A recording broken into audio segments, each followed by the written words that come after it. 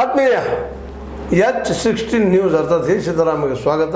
ನಾನು ನಿಮ್ಮವ ಎಂ ಆಯುಧ ಮಲ್ಲಪ್ಪ ಜೊತ. ಆತ್ಮೀಯರೇ, ಈಗ ನಿಮ್ಮೊಂದಿಗೆ ಒಂದಿಷ್ಟು ಕಲಾಕಾರರ ಬಗ್ಗೆ, ಅದರ ಜೊತೆಗೆ ನಮ್ಮ ಕಲೆಗಳಿಗೆ ಸಹಾಯ ಮಾಡ್ತಾರೆ ಅನ್ನುವಂಥ ಸರ್ಕಾರಗಳ ಬಗ್ಗೆ ಚರ್ಚೆಗಳೆಲ್ಲ ನಡೀತಾ ಇರ್ತವೆ.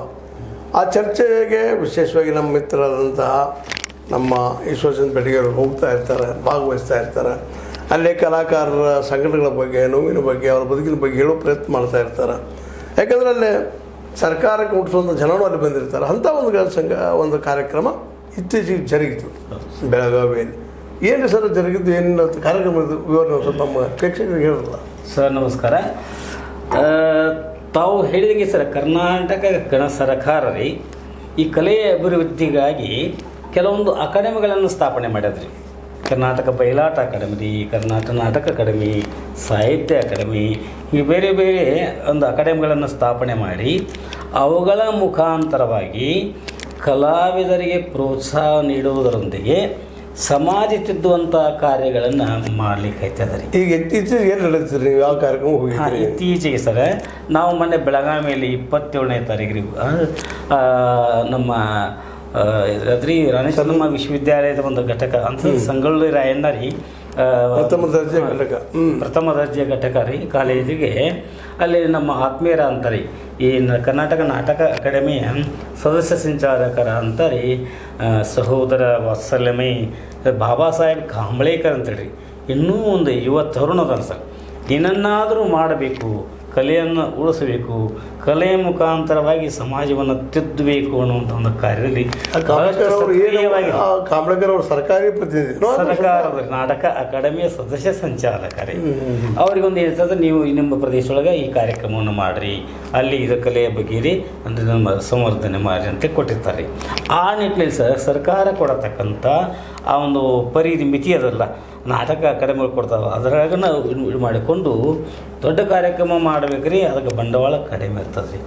ಹೆಂಗೆ ಮಾಡಬೇಕು ಅಂತ ಒಂದು ಸಂಕಷ್ಟದೊಳಗೆ ಇದ್ದಾಗ ರೀ ಹೆಂಗಾದರೂ ಮಾಡಲೇಬೇಕ್ರಿ. ಯಾಕಂದ್ರೆ ಕೆಲವು ವರದಿಗಳನ್ನು ಒಪ್ಪಿಸ್ಬೇಕಲ್ರಿ. ಮಾರ್ಚ್ ಎಂಡಿಗೆ ಅನ್ಕೊಡ್ರಿ ಈ ಒಂದು ಸಾಲಿನ ಒಂದು ಎಲ್ಲ ಇಲ್ಲೇರಿ ಕಾರ್ಯಕ್ರಮಗಳನ್ನು ಮಾಡಿದ್ದು ವರದಿ ಒಪ್ಪಿಸ್ಬೇಕಾಗುತ್ತೆ. ಅದಕ್ಕೆ ಅವ್ರಿಗೆ ಮಾಡಲೇಬೇಕಾಗಿತ್ತು. ಹಾಗೆ ಕಾಳಜಿ ಮಾಡಬೇಡ್ರಿ ಅಂತೇಳಿ. ಯಾಕಂದ್ರೆ ನನಗೆ ಒಂದು ಶ್ರೀಕೃಷ್ಣ ಪಾರಿಜಾತದ ಕಲಾವಿದನ ಅಂತ ನನಗೆ ರೀ ರಂಗಭೂಮಿ ಒಂದು ಪ್ರಾತ್ಯಕ್ಷತೆಯ ಕುರಿತು ಕಳಿಸಿದ್ದು ರೀ. ನಮ್ಮಂಥವ್ರಿಗೆ ಸರ್ ಅದು ಇದರ ಅವಶ್ಯಕತೆ ಇರೋಂಗಿಲ್ಲ. ಆದರೂ ಕೂಡ ರೀ ಈ ಒಂದು ಸಂಘಟನೆ ಮಾಡಬೇಕಾದ್ರೆ ರೀ ಅದಕ್ಕೆ ಅಂತಂದರೆ ಹಣಕಾಸಿನ ವ್ಯವಸ್ಥೆ ಬೇಕೇ ಬೇಕು ಸರ್. ಹೀಗಾಗಿ ಪಾಪ ಭಾಳ ಇದು ಮಾಡ್ಕೊಂಡು ಅದು ಒಟ್ಟು ಒದ್ದಾಡದಲ್ಲಿ ಸರ್ಕಾರ ಕೊಟ್ಟಂಥ ಕಡಿಮೆ ಬಜೆಟ್ನಲ್ಲೇ ದೊಡ್ಡ ಕಾರ್ಯಕ್ರಮಗಳನ್ನು ಮಾಡಬೇಕು. ಅವರು ಇರಲಿ ದೊಡ್ಡ ಸಾಹಸ ದೊಡ್ಡ ಸಾಹಸ. ಅದು ವಿಶೇಷವಾಗಿ ಕರ್ನಾಟಕ ನಾಟಕ ಅಕಾಡೆಮಿ ಬೆಂಗಳೂರು ಮತ್ತು ಸಂಗೊಳ್ಳಿ ರಾಯಣ್ಣ ಪ್ರಥಮ ದರ್ಜೆ ಘಟಕ ಮಹಾವಿದ್ಯಾಲಯ ಬೆಳಗಾವಿ ಇವರು ಸಂಯುಕ್ತ ಆಶ್ರಯದಲ್ಲಿ ಜರುಗಿದೆ ಒಂದು ಕಾರ್ಯ. ಇಲ್ಲಿ ಮುಖ್ಯವಾಗಿ ನೀವು ಏನೇನು ಚರ್ಚೆ ಮಾಡಿದ್ರಿ ಸರ್? ವಿಶೇಷವಾಗಿ ಸರ್ ಇದು ಮಕ್ಕಳಿಗಾಗಿ ಒಂದು ಕಾರ್ಯಕ್ರಮವನ್ನು ಆಯೋಜನೆ ಮಾಡಿತ್ತು. ಯಾಕಂದ್ರೆ ಈಗ ಏನಾಗೈತಂದ್ರೆ ಇದು ವಿಶ್ವ ರಂಗಭೂಮಿ ದಿನಾಚರಣೆಯ ನೆನಪಲ್ಲಿ ಮಹತಿಯನ್ನು ಕುರಿತು ಇವತ್ತಿನ ಅದು ಏನು ಸರ್ ನಮ್ಮ ಕಾಲೇಜ್ ಲೆವೆಲ್ ಮಕ್ಕಳಿಗೆ ರೀ. ಯಾಕಂದ್ರೆ ಅವರಿಗೆ ಏನಾದರೂ ಹೇಳಿದ್ರೆ ಸರ್ ಅದು ಮುಂದೆ ಇಫೆಕ್ಟಿವ್ ಆಗ್ತದೆ ಅನ್ನುವಂಥ ಪರಿಕಲ್ಪನೆ ನಮ್ಮ ಅಕಾಡೆಮಿಗಿಡಿದ್ರು ರೀ. ಹಾಗೆ ಇವರೆಲ್ಲ ಒಂದು ಸದಸ್ಯರು. ಯಾಕಂತಂದ್ರೆ ಸರ್ ಅವರಿಗೆ ನಮ್ಮ ಚರಿತ್ರೆಯ ಒಂದು ಹಿನ್ನೆಲೆ ಇರಬೇಕು. ಯಾಕಂದ್ರೆ ಬದುಕಿನ ಸೀಮಾವಲೋಕನ ಮಾಡಿದಾಗ ಮುಂದೆ ಬದುಕು ಹೆಂಗೆ ಹಸನಾಗಿ ಸಾಹಸ ಬರ್ತದೆ ರೀ. ಹಂಗೆ ನಮ್ಮ ಚರಿತ್ರೆ ಆಗಲಿ ನಮ್ಮ ಇತಿಹಾಸದ ಹಿಂದಿನ ಪುಟಗಳನ್ನು ವಿದ್ಯಾರ್ಥಿಗಳಿಗೆ ಮನದಟ್ಟು ಮಾಡಿದರೆ ಅವರು ನಾಳೆ ಡಿ.ಎಡ್ ಆದ ನಂತರ ಶಿಕ್ಷಕರಾಗಿ ಹೊರಹೊಮ್ಮತಾರೆ ರೀ. ಅವ್ರಿಗೆ ಇತಿಹಾಸದ ಒಂದು ಪರಿಕಲ್ಪನೆ ಬೇಕು ಅನ್ನುವಂಥದ್ದು ವಿಶ್ವ ರಂಗಭೂಮಿ ದಿನಾಚರಣೆಯನ್ನು ಆಚರಣೆ ಮಾಡಕ್ಕೆ ಅಲ್ಲಿ ಆಯೋಜನೆ ಮಾಡಿದ್ದಾರೆ. ಅದರಲ್ಲಿ ವಿಶೇಷವಾಗಿ ನೀವು ಆ ಒಂದು ವಿದ್ಯಾರ್ಥಿಗಳಿಗೆಲ್ರಿ, ಯುವಕರಿಗೆಲ್ರಿ, ಯಾಕಂದ್ರೆ ಒಂದು ಕಾಲೇಜ್ ಮಟ್ಟಕ್ಕೆ B.Ed ಇದರ ಮಟ್ಟಕ್ಕೆ ಬಂದ ಮಕ್ಕಳು ಬೇಕಾಗ್ತದೆ, ವಿಷಯಗಳು ಬೇಕಾಗಿಲ್ಲ ಅದರಲ್ಲಿ. ಆದ್ರೆ ಅವರ ಈ ನೀವು ಇಟ್ಟಂಥ ಕಾರ್ಯಕ್ರಮಕ್ಕೆ ಅದರಲ್ಲಿ ಯಾವ ರೀತಿ ಸ್ಪಂದನೆ ನೀಡಿದ ನಿಮಗಳಿತ್ತು ಸರ್? ವಿದ್ಯಾರ್ಥಿಗಳು ಒಳ್ಳೆಯ ಸ್ಪಂದನೆಯನ್ನು ನೀಡಿದರು. ಯಾಕಂತಂದ್ರೆ ಸರ್ ಅವರು ಕಾಲೇಜ್ ವಿದ್ಯಾರ್ಥಿಗಳಾಗಿರೋದ್ರಿಂದ ರೀ ಅಲ್ಲಿ ಒಂದು ಐತ್ರಿ ಪ್ರಾಚಾರ್ಯರಾಗಲಿ ಅಲ್ಲಿ ಅವ್ರಿಗೊಂದು ಗೌರವ ಕೊಡಬೇಕಲ್ರಿ. ಆ ದೃಷ್ಟಿಯಿಂದ ಅವ್ರ ತರಗತಿಗಳನ್ನು ಮೊಟಕ ಮಾಡಿಸಿ ಇಂಥ ಕಾರ್ಯಕ್ರಮಗಳನ್ನು ಆಯೋಜನೆ ಮಾಡಿರ್ತಾರೆ. ವಿದ್ಯಾರ್ಥಿಗಳ ಸಮಯವನ್ನು ಅದು ಅನಾಗತ್ಯವಾಗಿ ಹೋಗಂಗಿಲ್ಲ ರೀ. ಆ ಪೀರಿಯಡ್ಗಳ ಮಿತಿಯೊಳಗೊಂದು 2 ಪೀರಿಯಡ್ಗಳನ್ನು ಇದಕ್ಕೆ ಕೊಟ್ಟಾಗ ರೀ ವಿದ್ಯಾರ್ಥಿಗಳು ಸಾಕಷ್ಟು ಸಂಖ್ಯೆಯಲ್ಲಿ ಉಪಸ್ಥಿತರಿದ್ರಿ. ಜೊತೆಗೆ ಸರ್ ಅವ್ರಿಗೆ ಏನಂತಂದರೆ ನಮ್ಮ ವಿಶ್ವರಂಗಭೂಮಿಯ ಕುರಿತು ತಿಳ್ಕೊಳ್ಳುವಂಥ ಅಪೇಕ್ಷೆ ಇತ್ತು ರೀ. ಯಾಕಂದ್ರೆ ತಮಗೆ ಗೊತ್ತಿನ ಸರ್ 18ನೇ ಶತಮಾನದ ಕೊನೆಗೆ 1795 ರೀ ಬಂಗಾಳದಾಗ ನಮ್ಮ ಭಾರತ ದೇಶದೊಳಗೆ ರೀ ಬಂಗಾಳದಾಗ ಪ್ರಥಮ ನಾಟಕಗಳು ಪ್ರಾರಂಭ ಆದವು ರೀ. ಆಮೇಲೆ ಏನು ಸರ್ ನಾವು ಒಂದು ಹೆಮ್ಮೆ ಪಡಬೇಕು ರೀ. ಬೆಳಗಾವಿ ಜಿಲ್ಲೆಯಲ್ಲಿ ಗೋಕಾಕ್ ತಾಲೂಕಿನ ಪಾಲ್ ಸಮೀಪ ಅಂತ ಕೊಣ್ಣೂರು ತಗೋರದ ರೀ. ಅಲ್ಲಿ ವೇದಮೂರ್ತಿ ಶಿವಮೂರ್ತಿಯ ಕಣಬರಿಗೆ ಮಠ ಅಂತೇಳಿ ಒಬ್ಬರ ಪಾಲ್ಸ್ ಮಿಲ್ಲಿನ ಉದ್ಯೋಗಿ ರೀ. ಅವರು ಬ್ರಿಟಿಷರ ಕೆಲವೊಂದು ಇವನ್ನ ಅಳವಡಿಸಿಕೊಂಡ್ರಿ, ವಿದ್ಯುತ್ ಸಂಪರ್ಕ ಇದು ಮಾಡ್ಕೊಂಡ್ರಿ, ಹೊಸತಾಗಿ ಒಂದು ನಾಟಕ ಕಂಪನಿಯನ್ನು ತೆರೆದ್ರಿ. ಇದು ಮೊಟ್ಟ ಮೊದಲ ಕಂಪನಿ ಸರ್, ಅದು ನಾವು ಹೆಮ್ಮೆ ಪಡುವಂಥದ್ದು. ನಂತರ ತಮಗೆಲ್ಲ ಗೊತ್ತಿರೋದು ಶಾರದಾ ಸಂಗೀತ ನಾಟಕ ಮಂಡಳಿ, ಬಿ ಆರ್ ಅಶ್ವಿನಿಗೌಡಿದವ್ರು ರೀ, ಎನಿಗಿ ಬಾಳಪ್ಪನವ್ರ ಕಂಪನಿ, ತಪ್ಸಿ ಗೋಡಪ್ಪನವ್ರ ಕಂಪನಿ, ಚಂದೋಡಿ ಲೀಲಾ ಅವ್ರ ಕಂಪನಿ, ಹಿಂಗೆ ಸಾಕಷ್ಟು ಗುಬ್ಬಿ ಎರಡನ ಕಂಪನಿ ರೀ. ಹಿಂಗೆ ಸಾಕಷ್ಟು ಕಂಪನಿಗಳು ರೀ. ಅವರು ವೃತ್ತಿರಂಗ ಭೂಮಿಯಾಗಿ ಬಂದವು ಸರ್. ವೃತ್ತಿರಂಗ ಭೂಮಿ ಮೇಲೆ ತಮ್ಮ ಬದುಕನ್ನು ನಡೆಸಿಕೊಂಡು ಸಹಿತ ವೈಭವದಿಂದ ಅವರಿಂದ ಕಲಾ ಸಂಸ್ಕೃತಿಯನ್ನು ಜನಮನಕ್ಕೆ ತಲುಪಿಸುವಂಥ ಕಾರ್ಯವನ್ನು ಮಾಡಿದವ್ರಿ. ಆವಾಗ ಅದನ್ನು ಜನತೆಯೂ ಕೂಡ ಅದರ ಒಂದು ರಸದ ಔತಣವನ್ನು ಊಟ ಮಾಡಿದಾರೆ ರೀ. ಅವಾಗ ಸಂತುಷ್ಟಿ ಆಗಿತ್ತು ರೀ. ನಂತರ ಕ್ರಮೇಣ ಏನಾಯ್ತು ಅಂತಂದ್ರೆ ಈ ರಂಗಭೂಮಿ ಚಟುವಟಿಕೆಗಳು ಕುಸಿತಾ ಬಂದು. ಯಾಕಂದ್ರೆ ಆರ್ಥಿಕ ಸಂಕಷ್ಟಗಳಿಂದಾಗಿ ಕೆಲವೊಂದು ಕಂಪ್ನಿಗಳು ಮುಚ್ಚಿ ಹೋಗಿಬಿಟ್ಟರು. ಹೇಗೆಂದರೆ ನಾವು ಈ ವೃತ್ತಿರಂಗ ಭೂಮಿಗಳ ಬಗ್ಗೆ ಅಭ್ಯಾಸ ಮಾಡೋಕೆ ಹೊರಟಾಗ ಮೊದಲು ಬರುವಂಥದ್ದು ಏನಪ್ಪ ಅಂದ್ರೆ ಅವ್ರಿಗೆ ಬದುಕಿಗೆ ಬೇಕಾಗಿದೆ, ಯಾರದೇ ಬದುಕಿಲ್ಲ, ಬದುಕಿಗೆ ಬೇಕಾದಂಥದ್ದು ಮಿನಿಮಮ್ ರಿಕ್ವೈರ್ಮೆಂಟ್ ಆ ರಂಗದಿಂದ ಸಿಗಲಿಲ್ಲ ಅಂದಾಗ ಸಹಜವಾಗಿ ಕೊಲ್ಯಾಪ್ಸ್ ಆಗ್ತದೆ ರೀ. ಅದಕ್ಕಾಗಿ ಈ ಒಂದು ದಿಶೆಯಲ್ಲಿ ಇವತ್ತಿಗೆ ನಾಟಕಗಳಂದ್ರೆ ಅಲ್ಲೂ ಇಲ್ಲೂ ಎಲ್ಲೋ ಒಂದು ಸ್ವಲ್ಪ ಹವ್ಯಾಸ ರಂಗ ಆ ರಂಗ ಏನು ಮಾಡ್ಕೊಂಡು ಮನುಷ್ಯನ ಸಮಾಧಾನಕ್ಕಾಗಿ ಏನೋ ಮಾಡ್ಕೊಳ್ತಾ ಇರ್ತೀವಿ. ಆ ಒಂದು ಆರ್ಥಿಕ ಅಧ್ಯಯನ ನೆಲಗಟ್ಟಲೆ ಅಭ್ಯಾಸ ಮಾಡಿದಾಗ ಈ ಒಂದು ಕೊಲ್ಯಾಪ್ಸಕ್ಕೆ ಈ ಪ್ರತಿಯೊಂದು ಕಂಪನಿಗಳಿಗೆ ದುಡ್ಡಿನ ಒಂದು ಕೊರತೆಯಿಂದಾಗಿ ಕೊರತೆಯಿಂದಾಗಿ ಅವು ಸೋಲ್ತಾ ಬಂದು ಅಂತ ಅಂದ್ರೆ ಅಲ್ಲಿಯೂ ಮಾರ್ಕೆಟದ ಕೊರತೆನೇ ಅದ ಸರ್. ಅದೇ ರೀ. ಆದರೆ ಈ ಸರ್ಕಾರ ಈ ದಿಶೆಯಲ್ಲಿ ರೀ ಒಂದು ಯೋಜನೆಯನ್ನು ತಂದ್ರಿ. ಕೆಲವೊಂದು ವೃತ್ತಿಯಿಂದ ಈ ಸದ್ಯ ಅಂದ್ರೆ ಕಂಪ್ನಿಗಳು ಭಾಳಷ್ಟು ಮುಚ್ಚಿ ಹೋಗಿಬಿಟ್ಟು ರೀ. ಉಳಿದಂಥ ಕಂಪ್ನಿಗಳಿಗೆ ಕೆಲವೊಂದು ಅನುದಾನ ಕೊಟ್ಕೋತ ಅವನು ಬದುಕಿಸುವಂಥ ಪ್ರಯತ್ನವನ್ನು ಮಾಡಿದಾರೆ ರೀ. ಮಾಡಿರೋದು ಹೊಟ್ಟೆ ತುಂಬುವುದಿಲ್ಲ ರೀ. ಈ ಹೊಟ್ಟೆ ತುಂಬುವಷ್ಟು ಕೊಟ್ರೆ ಅದು ಬದುಕ್ತದೆ ರೀ. ಅದು ಸ್ವಲ್ಪ ಏನು ಕೊಟ್ರತ್ತಂದ್ರೆ ಅದು ಏನಾಗೈತೆ, ನಾಯಿಗೆ ಒಂದು ಬಿಸ್ಕಿಟ್ ಹೋದ್ರೆ ಹೊಟ್ಟೆ ತುಂಬ ಹಾಗಲಿ ಆ ರೀತಿಯಾಗಿ ಐತ್ರಿ. ಅವು ಕಂಪ್ನಿಗಳಿಗೆ ಮಾಡ್ಕೊಂಡು ಬಿಟ್ಟಿದ್ದಾವೆ. ಈ ಕಂಪ್ನಿಗಳು ಈ ರೀತಿ ವಿನಾಶದ ಅಂಚನಾಳಗೆ ಇದ್ದಂದ್ರೆ ಕಂಪ್ನಿಗೆ ಹೋತಂದ್ರೆ ಕಲಾ ಸಂಸ್ಕೃತಿನ ಮರೆ ಆಯ್ತು ಅಂತ ತಿಳ್ಕೊಳಿ ಸರ್. ನಂತರ ಅದು ಇನ್ನೊಂದು ರೂಪಾಯಿ ನೀವು ಹೇಳ್ತಾ ಇದೆ ಅಲ್ರಿ. ಈಗ ನೀವು ಯಾಕಪ್ಪ ಅಂದ್ರೆ ಇವತ್ತು ಟಿ ವಿ ಮಾಧ್ಯಮದಲ್ಲಿ ಅನೇಕ ಚಿತ್ರಗಳು ಮತ್ತಿನೂ ಬರ್ತಾ ಇದ್ದಾವೆ, ನೋಡ್ತಾ ಇದ್ದಾರೆ ಜನನು. ಅದನ್ನ ನಂಬ್ಕೊಂಡು ಇವತ್ತು ಜನನು ಬದುಕ್ತಾ ಇದ್ದಾರೆ. ನೀವು ನಾಟಕ ಕಂಪ್ನಿ ಉಳಿಬೇಕಾದ್ರೆ ಯಾಕೆ ಬದುಕ್ತಾ ಇದ್ದೀರ? ನಾನು ಕೇಳೋದು ಸಿಂಪಲ್ ಪ್ರಶ್ನೆ. ಸರ್, ನೀವು ನಾಟಕಗಳನ್ನು ನೋಡುವಾಗಿನ ಒಂದು ಆನಂದ ರೀ. ನೀವು ಮೊಬೈಲ್ದೊಳಗೆ ನೋಡುವಂಥ ಆನಂದಕ್ಕೆ ಟಿವಿ ತಗೊಳ್ರಿ.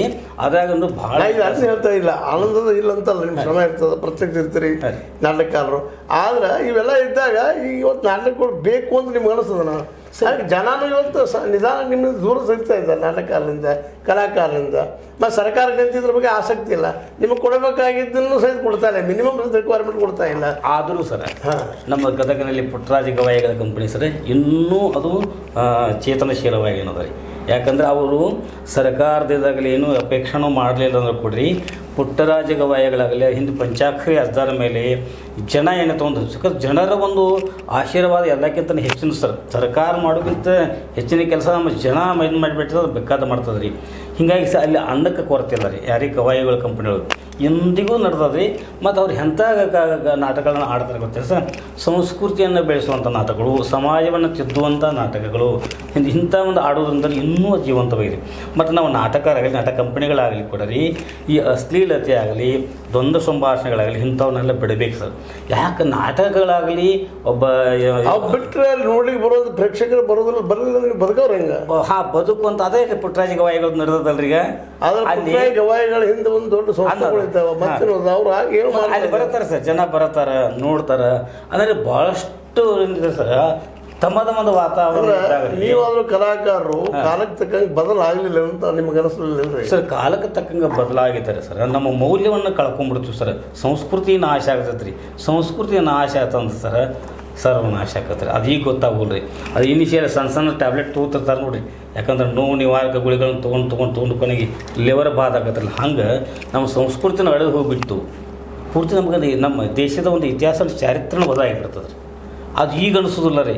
ಕ್ರಮೇಣ ಅನ್ಸ್ತದೆ ಅದಕ್ಕೆ ಜಾಗೃತ ಆಗ ಗುತ್ತಿಷ್ಟ ಅಂತ ಹೇಳ್ತಾರೆ ನೋಡ್ರಿ. ಅದು ಜಾಗ್ರತೆ ಬಂದು ನಿಮ್ಗೆ ಆರ್ಥಿಕ ಪರಿಸ್ಥಿತಿ ಬಂದು ನಿಲ್ತದೆ. ಆರ್ಥಿಕ ಸಹಾಯ ಮಾಡೋರು ಅವರು ಜನ ಬಂದು ನೋಡಬೇಕು ಅಂತ ನೀವು ಬಯಸ್ತೀರಿ.